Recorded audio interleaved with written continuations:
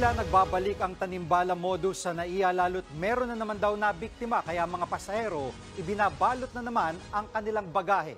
Nasa frontline ng balitang yan si Gerard de la Peña. Balot ng plastik ang bagahe ng first-time OFW na si Jehover na babiyahe pa Australia. Doble rin ang lock sa kanyang maleta. Ang discarding ito ni Jehover, dala ng takot nang umano'y nagbabalik na tanimbala modus sa NAIA.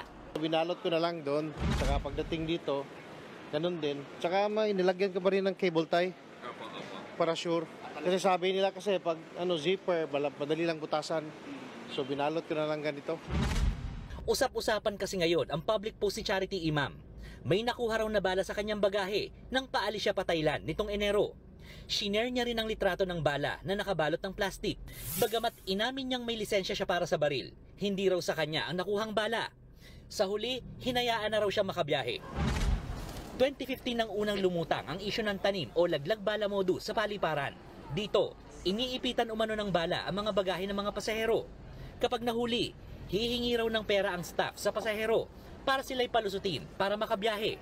Itinanggi naman ng Office for Transportation Security o OTS na may kinalaman ng kanilang tauhan sa nakuhang bala sa bagahe ni Charity.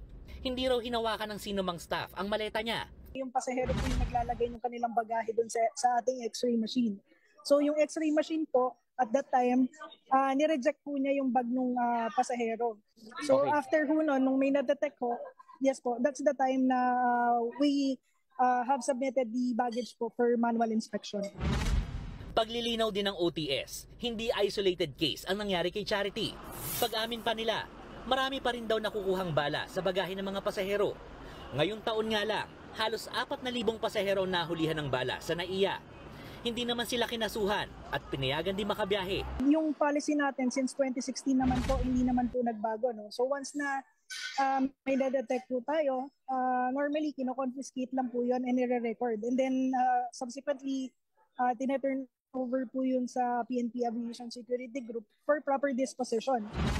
Payo naman ng OTS sa mga pasahero, lalo ngayong magsesemana Santa at marami ang babiyahe. Alamin na ang mga bagay na bawal sa paliparan, gaya ng bala, aerosols at armas. Nagbabalita mula sa Frontline, Gerard de la Peña, News 5.